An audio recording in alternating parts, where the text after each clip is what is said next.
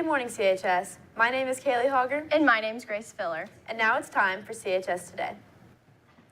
The month of February is Black History Month in the United States and is recognized as a time to honor the triumphs and struggles of African Americans throughout U.S. history. This month, we will be sharing important African American historical figures each day to honor those who have impacted the United States. The theme for 2024 is African Americans and the Arts. We will be taking a look at influential African American creators and their cultural impact. Auditions for the spring musical will be held after school in the theater on Monday from 3 to 5 and Tuesday from 3:45 to 5:45. The Old Man and the Moon is a sentimental story hidden behind a high-energy, whimsical show full of folk music and sea shanties, silly adventures, and a few puppets. You don't have to attend both days of auditions, but you do have to attend at least one. Script pages with character breakdowns are available in Mr. Caldwell's room, JA 188. On Monday, April 8th, we will be experiencing a total solar eclipse, and luckily for us, it will be passing right through Fayette County. Our own Grace Filler and Abby Strewing went to check out what makes this eclipse such a huge event and how we can stay safe during it. The last solar eclipse in the southern half of Indiana was September 14th, 1205. That was over 800 years ago. We sought out some information on the upcoming eclipse, so let's find out more. The next solar eclipse here in Connersville, Indiana will be on April 8th. It's going to start at 3:07 p.m. and it's going to last for an entire 3 minutes and 45 seconds. To be able to get a solar eclipse, basically the moon moves in between the sun and earth and it blocks the sun's light for just a few minutes. But the reason why we don't have them very often is because it has to be matched up perfectly. It has to be sun, moon, earth, and block it completely. And so the opposite happens for a lunar eclipse where the earth is actually blocking the sunlight, and that's why the moon changes colors. Being able to witness a solar eclipse is a once-in-a-lifetime opportunity, but as amazing as it seems, you still need to take the correct precautions in order to stay safe. To be able to look at the solar eclipse or to look at why it's occurring, you need to make sure you're wearing eclipse glasses because your vision can be wrecked otherwise. And the only time it is ever safe to look at it with no glasses on is when it's 100% covered. So you want to make sure when you buy glasses that you buy them from a reputable dealer, because if they're expired or if they're not like true glasses, you could damage your eyes. You can lose vision, or it could be that your vision just gets worse, so then you would need glasses if you didn't. So even though we are supposed to get a complete total solar eclipse, we might not actually get to see much, because if it's cloudy here, you're not going to enjoy it. So right now, NASA's saying the best place would actually be go to Mexico, because they're guaranteed to have sunshine. So good luck with that. A trip to Mexico might not be feasible, but staying at home is. So don't miss your chance to witness a full solar eclipse April 8th, 2024. That's some pretty exciting information. While we wait for the eclipse, juniors can catch Ms. Balmer discussing the tips for the upcoming SAT in early March. She will meet each Thursday of this month during SRE and W262. Some of the things that will be mentioned throughout the month will be the new digital SAT overview and practice, plus tips for the math and writing sections. If you have any questions, please make sure to ask Ms. Balmer. This week, the academic teams competed in a virtual meet against 5 other schools. Our team brought home several individual and team ribbons. The math team took first place, while the science and social studies teams placed second.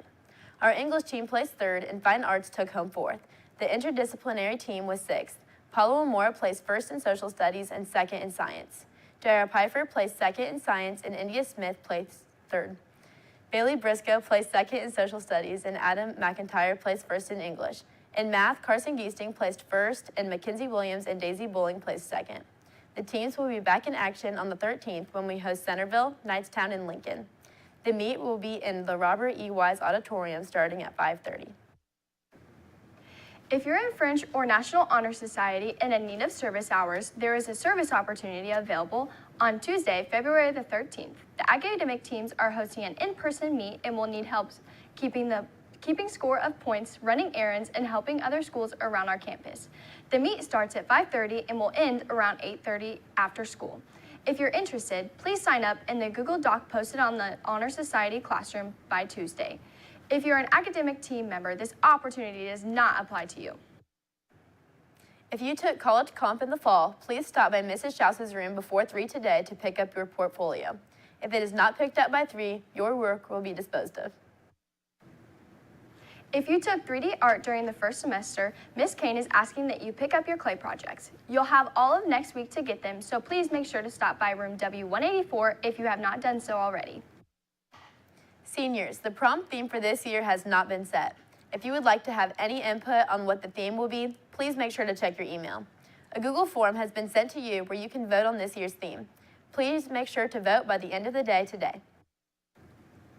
Last Saturday, members of the band participated in an ISMA District Solo and Ensemble contest in New Palestine. Band members will earn 10 gold, 2 silver, and 2 bronze ratings for their individual and group performances. Of the 10 gold, 6 will be moving on to the State Solo and Ensemble contest at the end of February.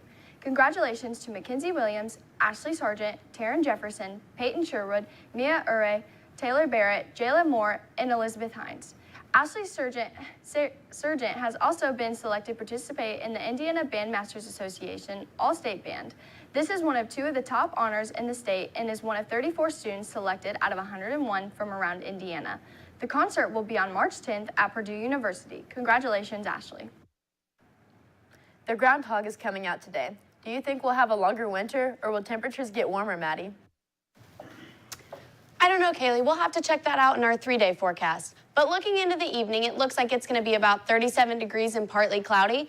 Moving into the overnights, temperatures are going to drop about 6 degrees. And then when we wake up in the morning, temperatures will drop even lower to 25 degrees with some sun. Moving into the next 3 days, Saturday looks to be pretty sunny, but still a little chilly with temperatures at 47 and a low of 29. On Sunday, we still will be back to partly cloudy with temperatures of 53 and 27. And Monday, the sun will come back out with temperatures of 48 and 26. That's all I have for weather. Now back to the desk. Thanks, Maddie. It looked like the temperatures are warming up. Now over to Brady with the sports. Thanks, ladies. Last night, the boys varsity basketball team won a hard-fought game against Columbus North with a score of 56-48. Leading scorers were Jaden Peterson with 11, Kevin Seeley with 9, Trot Davidson, Xander McHenry, and Eric Williams had 8. Blaine Hornsby rounded out the scoring with 7. The boys are next in action next Thursday away at East Central for a conference matchup. And now here's Miss Van Meter with a special announcement. So I'm here with Serenity Pennington, and Serenity, you were awarded the Wetzel Auto Group Athlete of the Week for Week 7, which was back in December. My guess is it was from the game when you averaged, 26 points, a couple thousand steals, a couple rebounds. So congratulations, Serenity, and good luck this evening at sectionals. Thank you. Yeah. Tomorrow, the Spartan Archery team will be hosting a tournament to qualify for state competition. A total of 6 schools will be participating in the tournament. It will run from noon to 8, so come out and support the archers. Admission is $5 at the door. Good luck, guys. Also tomorrow, the Winter Guard will be competing at Anderson High School. Their performance is slated for 3:30. Good luck, ladies. On February 16th, we will be hosting the annual Beat Cancer in 4 Quarters game against Franklin County. Each year, we go head-to-head with the Wildcats to see who can raise the most money for cancer research, and each year we fall short. So what are we doing different this year in hopes of raising more money? Schools across Indiana raise money towards cancer awareness. However, as tradition, the Connersville Spartan boys basketball team goes up against the Franklin County Wildcats in not just a game, but a fundraiser called Beat Cancer in 4 Quarters. So Beat Cancer in 4 Quarters is a competition we have between Franklin County and our community, trying to raise money for the Fayette County Cancer Society. I think in the past they used to put it all to the American Cancer Society, but we've got so many people here in Connersville that I think could benefit from the funds going to them. So we've changed it. I know with my tenure last year, we kind of changed it to send the money to them. Both schools start raising money at different times during the year. I know Franklin County, unfortunately, starts at the beginning of the school year, whereas we usually try to just stick to basketball season.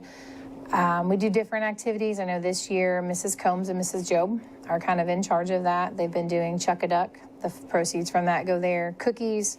They've done Best Seat in the House, and then currently they are starting to sell T-shirts, and all of the money from that goes towards the Fayette County Cancer Society. Beat Cancer in 4 Quarters is a great way to spread awareness and raise money, but also maintain that fun school spirit. Hopefully all that hard work pays off. Don't forget to use the link on CHS social media to buy your shirt. And in a last-minute push, Student Council will be having donation wars. All next week, 7th period classes will be competing against each other to see who can raise the most money for cancer research. Whoever raises the most money by Friday wins a pizza party from Student Council. You can donate however much you want, and it is not required. So get that money turned in, and let's beat Franklin County. As we move into the weekend, our teams will be in action tonight. Girls varsity basketball competes in their first round of sectionals against Batesville at Lawrenceburg at 6.